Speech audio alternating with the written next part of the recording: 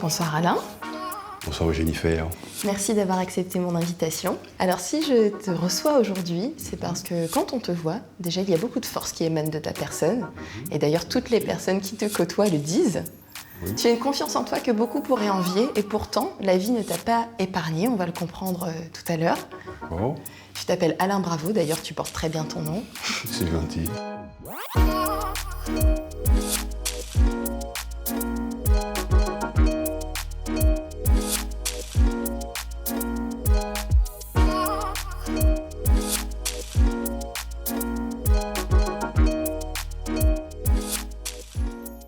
Alors, tu es né aux Antilles, en Martinique plus précisément, et tu commences par quitter la Martinique pour aller vivre en métropole. Oui, comme beaucoup à cette époque, avec le Benidorm. Donc voilà, je suis arrivé en métropole, on va dire dans la banlieue rouge, en Seine-Saint-Denis. J'avais 14 ans, je faisais 90 kilos. Donc cette rage de vivre, je crois que je peux l'appeler ainsi, cette rage de vivre, parce qu'il fallait pouvoir faire sa place. C'était pas évident à l'époque. Et je l'ai canalisé à travers le basket. Ça m'a permis de m'exprimer et de montrer le potentiel que j'avais au fond de moi. Et puis après, c'était la grande aventure, les potes du basket. D'ailleurs, j'ai une petite photo à te montrer. Ah oui, donc là, ça c'est moi, donc avec...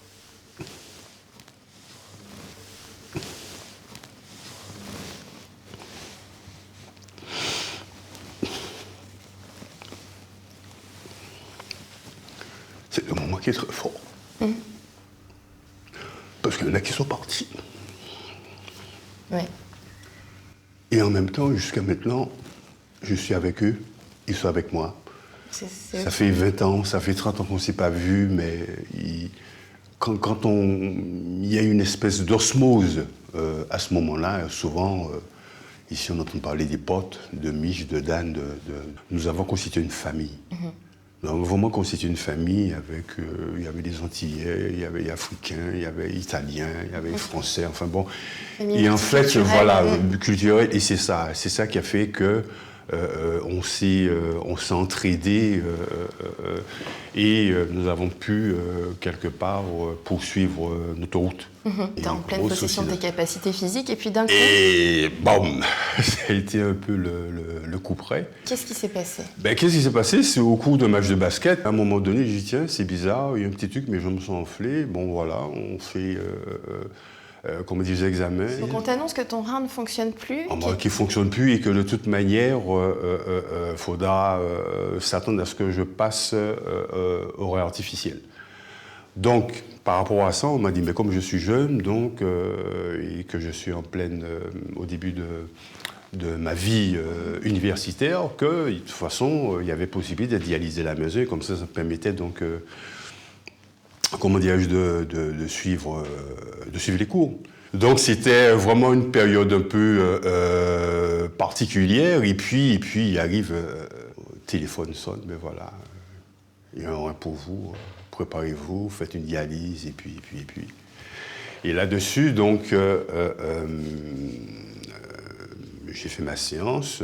C'est une joie quand même. C'est une grande joie. Tous ceux qui reçoivent, qui attendent cet appel,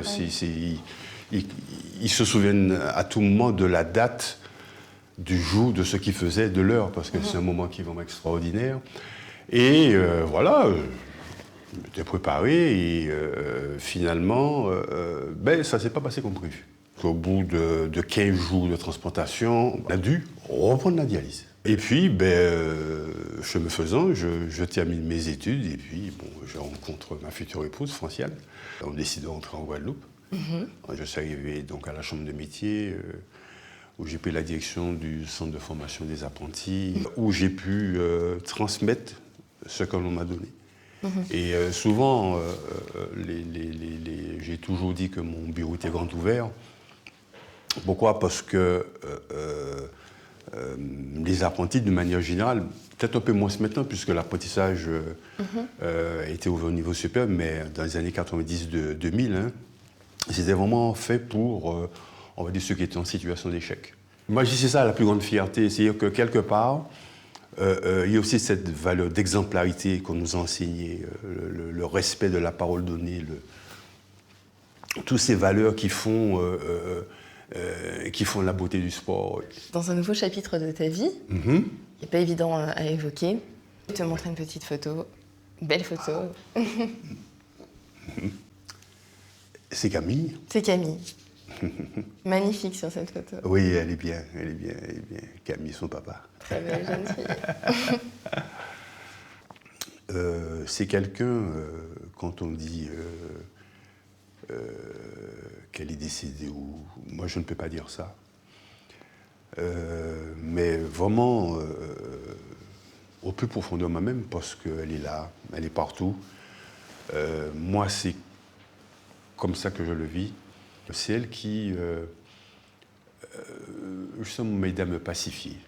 Ta fille qui grandit, et puis un jour... Et puis un jour, il y avait plein de douleurs. On ne va pas épiloguer là-dessus, parce que bon, c'est... et je me souviens d'un appel de mon épouse qui me dit, écoute, voilà, mon beau-frère qui est en catastrophe, ça y est, Camille. Et là, c'est le ciel qui vous tombe sur la tête, cancer, machin. Quel âge elle avait 2006, 16 ans.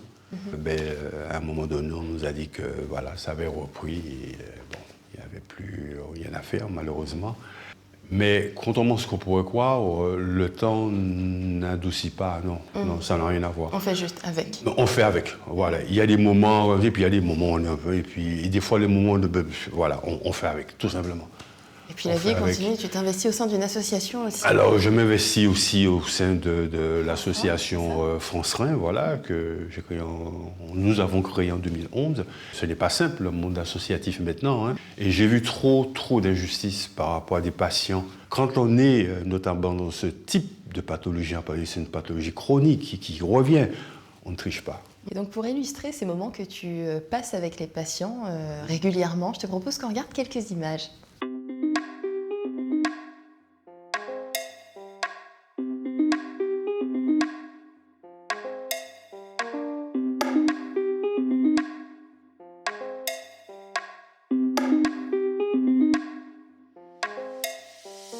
Quand tu ressors de là, mais tu portais. Ouais.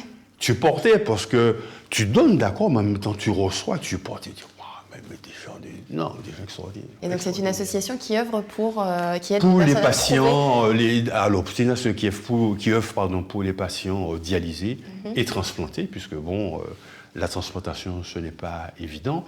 Et d'ailleurs, je fais aussi un petit appel pour le don d'organes. Alors tu parles de cet appel au don, tu t'es permis de faire la parenthèse, mais on va s'attarder quand même, on ne va pas faire qu'une parenthèse, puisque ce don a été très important pour toi, puisque tu as dû bénéficier d'une autre greffe récemment. Oui, effectivement, 12 octobre 2016.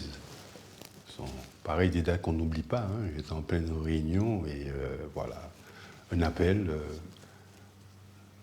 Docteur Galantine, je pense que je peux citer son nom, elle me dit oui, il y a Jean-Oui, parce que c'est très singulier, parce qu'on est en pleine réunion, on vous appelle, il y a un pour vous, mon premier réflexe, c'est de dire, mais vous êtes sûr? Vous n'êtes pas trompé? Elle me dit, non, c'est bien vous.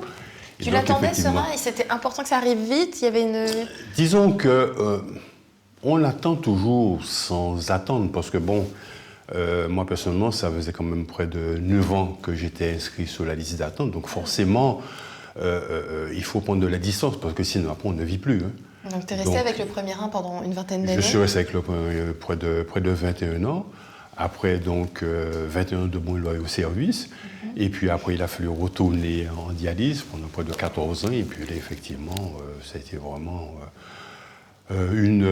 c'est pas seulement une nouvelle, hein, c'est un autre départ. Voilà. C'est un autre départ. Et donc, ça sont toujours des moments qui sont très forts par rapport à tout. Et cette transplantation est toujours serein. Je l'ai reçu en Guadeloupe. En plus, il y a une très belle équipe. On refait le sport et puis on voyage. Alors justement, on a informé quelques personnes autour de toi qu'on faisait cet entretien aujourd'hui. Il y en a deux qui ont tenu à te laisser un message que je te montre. Salut Alain, c'est Maxime. Un petit bonjour de la Martinique. Do you remember the man is squeezing the crabs? Ça fait déjà un certain nombre d'années, quelques décennies, donc qu'on se connaît. Donc je te souhaite plein de bonnes choses pour ton association, pour toute ta famille. Et toute la famille se joint à moi pour te souhaiter plein de bonnes choses. Et je te dis à bientôt. Maxime. Ah, Maxime, je l'ai connu quand je suis arrivé, à l'université. Et donc c'est vrai que c'est quelqu'un, c'est un ami frère. Hein. On se côtoie pas souvent, mais on sait qu'on est là l'un pour l'autre. Et il y en a une autre. Bonjour Alain, c'est Michel. C'est pas vrai. Ça Mich. On m'a demandé de te raconter tes années basket, tes années jeunesse en métropole. Tellement de choses à raconter, je sais pas quoi dire moi. Par contre, ce que je me rappelle très très bien, toi aussi sûrement, c'est ton premier cyclone. Cyclone David, c'était à Forêt. Ouais. Tu devrais leur expliquer. Ouais. À bientôt et bonne soirée. Oh, c'est chaud ça, c'est chaud. Oh. Eh bien là, je ne m'y attendais pas. Alors, c'est un métropolitain, mais qui adore la musique antillaise. D'accord. Et donc, quand on faisait les zouks, ça faisait très bizarre de voir, c'était un métro qui imitait, et comment il mettait la musique, mais il avait au moins près de 800 disques. On aurait aimé t'écouter des heures. Malheureusement, on est contraint de D'accord. s'arrêter là. En tout cas, merci beaucoup Merci d'avoir à véhiculé toi. ces valeurs d'amour, de respect, de cohésion. Et puis c'est D'accord. important aussi de souligner les valeurs du sport, parce que ça Oui. porte nos jeunes aujourd'hui. Oui, absolument. Et c'est un beau message que tu es venu porter aujourd'hui. Je te souhaite une très belle continuation. C'est la bise.